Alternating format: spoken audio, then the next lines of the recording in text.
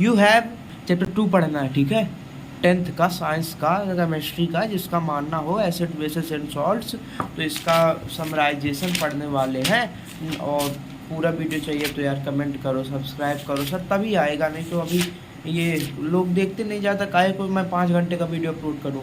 हाँ, और जो अक्टूबर तक, लास्ट अक्टूबर तक 300 सब्सक्राइबर पूरे हो जाएंगे तो मैं लॉन्ग वीडियो बनाना शुरू कर दूंगा। 1 नवंबर को एक लॉन्ग वीडियो अपलोड होगा, उस टाइम जो सिलेबस चलेगा, और जल्दी से मैं इनको भी कवर करूंगा, तो जल्दी से सब्सक्राइब करो, ठीक है। और चलो हो गए, पढ़ते हैं, कहाँ गया ये, चलो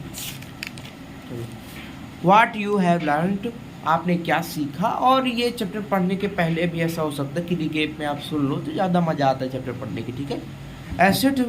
acid base indicators are dyes और mixture of dies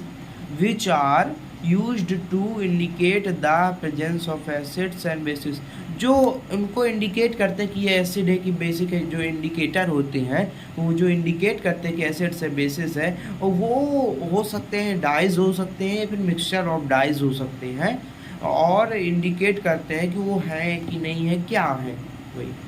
acidic nature of a substance, किसी सब्सटेंस का एसिडिक नेचर उसके अंदर H+ आयन होता है तो वो एसिड होता है। किसी भी एसिड के अंदर आप देखोगे तो हाइड्रोजन मिलेगा वो प्लस का आयंस इन सॉल्यूशन, और फॉर्मेशन ऑफ, और क्या है ये बेसिक नेचर किसी भी सब्सटेंस का, आप देखोगे किसी भी बेस के अंदर आपको OH निगेटिव आयन मिलेगा ही, OH मिलेगा ऊपर से निगेटिव, जैसे NaOH होता है, और फिर कैल्शियम हाइड्रोक्साइड CaOH2 होता है जो, तो OH मिलेगा, कंपाउंड के फॉर्म में मिले चाहे जिस फॉर्म में मिले। हाइड्रोजन भी मिलेगा HCl जैसे मिलता है, H2SO4 मिलता है जैसे कंपाउंड के फॉर्म में है हाइड्रोजन, लेकिन मिलेगा जरूर। चलो ठीक, आगे पढ़ते हैं। When an acid reacts with a metal, जब कोई एसिड मेटल के साथ रिएक्ट करता है तो हाइड्रोजन गैस, जब कोई एसिड मेटल के साथ रिएक्ट करता है तो हाइड्रोजन गैस को इवॉल्व उड़ाता है, and a corresponding salt form होती है।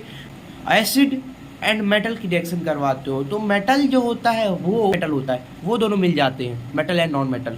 और जो बचा हाइड्रोजन होता है, जो उसमें हाइड्रोजन होता है वो इवॉल्व हो जाता है। When a base react with a metal, when a base reacts with a metal, जब एक बेस रिएक्ट करता है मेटल के साथ, along with the evolution, hydrogen का एवोल्यूशन भी होता है, gas a salt is formed which has negative ion compound, जो नेगेटिव आयन कंपाउंड फॉर्म करते हैं, इधर भी वही सॉल्ट होती है, कौन सी salt, corresponding salt, and composed of metal and oxygen, जो मेटल और ऑक्सीजन से बनी होती है। When an acid reacts with a metal carbonate, जब कोई एसिड जानते हैं जिसमें H+ आयन होता है, वो मेटल कार्बोनेट के साथ, मेटल तो था तो क्या हाइड्रोजन आ रहा था, सॉल्ट आ रही थी, कार्बोनेट में, तो जो कार्बोनेट का होता है CO3 होता है, तो पहले रिएक्शन हो रही थी मेटल के साथ बस, अब CO3 के साथ हो रही है, तो ये जो मिला ना तो क्या फॉर्म करेगा, इट गिव्स करस्पॉन्डिंग सॉल्ट देगा, और CO3 था तो CO2 से निकल के हाइड्रोजन वो फॉर्म करेगा, CO2 निकल आएगा तो कार्बन डाइऑक्साइड, और एक ऑक्सीजन बच रहा है जो हाइड्रोजन के साथ रिएक्ट करके वाटर बना लेगा, वही लिखा, ठीक। Acidic and basic solution in water conduct electricity, acidic और बेसिक सॉल्यूशन जो होते हैं वाटर के साथ, वाटर के सॉल्यूशन जिनको कह सकते हैं, वो कंडक्ट करते हैं electricity, because they produce hydrogen electricity conduct कर लेगा लिक्विड फॉर्म में तो, एंड हाइड्रोक्साइड आयंस रिस्पेक्टिवली, मतलब जो होता है एसिडिक के अंदर हाइड्रोजन और बेसिक के अंदर हाइड्रोक्साइड। एसिड, एक एसिड की पावर और एक अल्कलाइन की power can be tested by using a scale called, एक इंडिकेटर होता है, यूनिवर्सल इंडिकेटर, जो दुनिया में किसी भी एसिड की बेस की उनको डिस्क्रिमिनेट कर देता है, उसको pH कहते हैं, pH है कहलाता है, pH स्केल कहलाती है, टेस्टेड बाय, उससे टेस्ट किया जा सकता है किसी भी एसिड और बेस को एल्कली भी कहते हैं, अल्कलाइन, और बेसिक को alkaline, base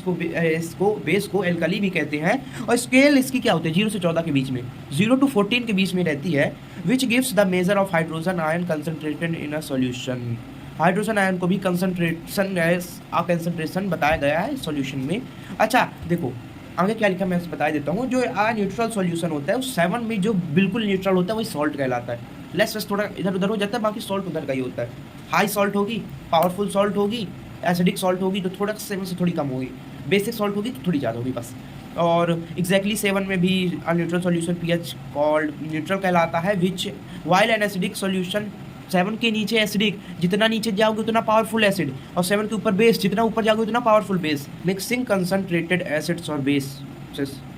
mixing concentrated acid, जब हम कंसनट्रेटेड एसिड और बेस को, जब हम किसी एसिड और बेस को वाटर के साथ मिक्स करेंगे तो हाईली एक्सोथर्मिक प्रोसेस होगी। एक्सोथर्मिक प्रोसेस क्या होती है? जिसमें हीट नेचर में, मतलब उस प्रोसेस में हीट निकले, एटमॉस्फेयर को हीट मिले। तो इससे क्या है, जब इनको मिक्स करेंगे बहुत अमाउंट में हीट निकलती है। एंडोथर्मिक में हीट ऑब्जर्व होती है एटमॉस्फेयर से, उस प्रोसेस में हीट लगती है। ऐसा acids and base neutralize each other, जब एसिड है भाई 7 एसिड्स के पास है, 7 उसके पास है बेस के पास, तो दोनों रिएक्ट कर लिए तो न्यूट्रलाइज कर देते, 7 में देते हैं, ठीक है, 0 में नहीं 7 में। और वही each other to corresponding salt and water, और सॉल्ट एंड वाटर तो देंगे, वही तो है, यही होता है बेसिक ऑक्साइड। देखो ना, एसिड्स जो होते हैं वो जब बेस के साथ रिएक्ट करते हैं तो बनाते हैं सॉल्ट एंड वाटर। था कि जो बेसिक ऑक्साइड्स होते हैं वो भी एसिड्स के साथ रिएक्ट करेंगे तो यही देंगे। एसिडिक ऑक्साइड बेस के साथ रिएक्ट कर लेंगे ना तो भी सॉल्ट प्लस वाटर ही देंगे, इसलिए इनको basic oxides and acidic oxides कहा जाता है। वाटर ऑफ क्रिस्टलाइजेशन, किसी भी देखो आपने कभी देखा होगा कोई कंपाउंड लिखा है उसके डॉट में 10H2O, हाफ H2O, 2H है, तो जब कोई कंपाउंड लिखा है डॉट करके कितने H2O से लिखा है, वही कि वो कितने आसपास कितने एटम है, कितने वाटर के एटम से घेरा हुआ है, उस बात को लिखने के लिए क्रिस्टलाइजेशन कहते हैं। Is the fixed number of water, fix रहता है water molecules present in 1 formula unit of salt, salt में वो फिक्स रहता है किसी फार्मूला 1 यूनिट में। साल्ट है वेरियस यूजेस इन एवरीडे, बहुत यूजेस रहते हैं, वॉशिंग सोडा और बेकिंग सोडा और कॉमन सॉल्ट NaCl, ये सब सॉल्ट ही रहती है। और इंडस्ट्रीज़ में भी बहुत काम आती है, तो यही सब यूजेस भी हैं। अच्छे से ब्रीफ पेपर लेना, मैंने समझा दिया है।